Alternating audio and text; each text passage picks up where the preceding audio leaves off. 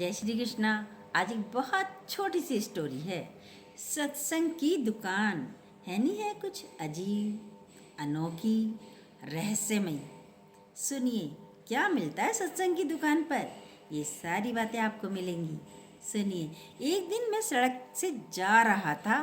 रास्ते में एक जगह बोर्ड लगा था, ईश्वरीय किराए की दुकान। मेरी जिज्ञासा बढ़ गई, क्यों ना इस दुकान पर जाकर देखूं यहाँ बिकता क्या है। जैसे ही ये ख्याल आया, दरवाज़ा अपने आप खुल गया। जरा सी जिज्ञासा रखते ही तो द्वार अपने आप खुल जाते हैं। जरा सी जिज्ञासा रखते ही द्वार अपने आप खुल जाते हैं, खोलने नहीं पड़ते। मैंने खुद को दुकान के अंदर पाया। मैंने दुकान के अंदर देखा, जगह जगह देवदूत खड़े थे। एक देवदूत ने मुझे टोकरी देते हुए कहा, मेरे बच्चे ध्यान से खरीदारी करना, यहाँ सब कुछ है जो एक इंसान को चाहिए। देवदूत ने कहा, एक बार में टोकरी भरकर ना ले जा सकते हो तो दोबारा भी आ जाना, फिर टोकरी भर कर ले जाना। अब मैंने सारी चीज़ें देखी। सबसे पहले धीरज खरीदा, फिर प्रेम, फिर समझ, और फिर एक दो डिब्बे विवेक के भी ले लिए। आगे जाकर विश्वास के 2-3 डिब्बे उठा लिए। मेरी टोकरी भरती गई। आगे गया, पवित्रता मिली। सोचा इसको कैसे छोड़ दूं। फिर शक्ति का बोल्ड भी मिला, तो सोचा बिना शक्ति के भी काम नहीं चलेगा, शक्ति भी ले लेनी चाहिए। हिम्मत भी ले लेनी चाहिए, हिम्मत का भी बोल्ड मिला, हिम्मत भी ले ली। सोचा हिम्मत के बिना तो जीवन में काम ही नहीं हो सकता।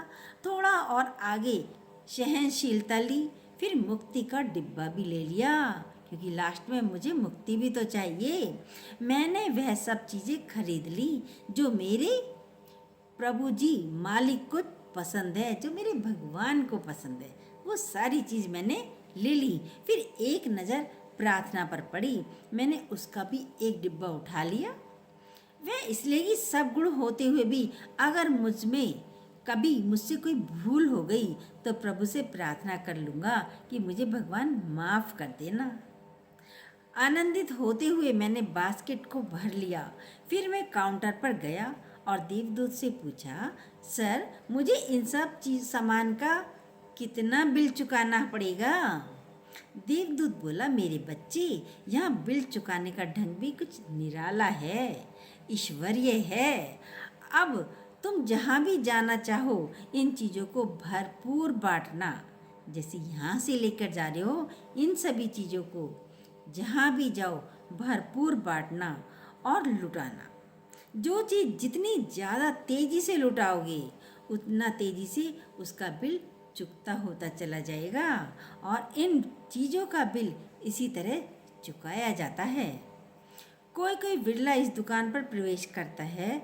जो प्रवेश कर लेता है वो माला माल हो जाता है। कोई कोई बिरला ही इस दुकान पर प्रवेश करता है, और जो प्रवेश कर जाता है वह तो माला माल हो जाता है। वह इन गुणों को खूब भोगता है और लुटाता भी है। प्रभु की यह दुकान का नाम है सत्संग की दुकान। सब गुणों के खजाने हमें ईश्वर से मिले हुए हैं। फिर कभी खाली भी हो जाए तो फिर से आ जाओ सत्संग में, फिर से अपनी बास्केट को पूरा का पूरा भर लो। हे प्रभु, इस दुकान से एक चीज़ भी ग्रहण कर सकूं, ऐसी कृपा करना। यह है सत्संग की दुकान, यह है सत्संग। आप आइए तो सही, सब कुछ यहाँ पर फ्री में मिलता है। सत्संग में जाने से क्या मिलता है? प्रेम भी, सहनशीलता भी, करुणा भी, सब कुछ मिलता है, सब कुछ। लेकिन आना पड़ेगा। आओगे, लेके जाओगे, और जितना बांटोगे ये खजाना उससे ज़्यादा आपके पास लौट कर आएगा। और भगवान का ऋण भी चुकता हो जाता है। गुरु का ऋण भी तभी चुकता होगा जब आप ये खजाना बांटोगे, बिल भी चुकाया हो जाएगा। ये छोटी सी बात है। ये है सत्संग की दुकान। हम रोज़ क्या लेकर बैठते हैं? सत्संग की दुकान ही तो लेकर बैठते हैं आपके सामने। जय श्री कृष्णा। यदि छोटी सी बातें आपको अच्छी लगी हों तो प्लीज़ जो न्यू हो सब्सक्राइब कीजिएगा, बेल को दोबारा प्रेस कीजिएगा।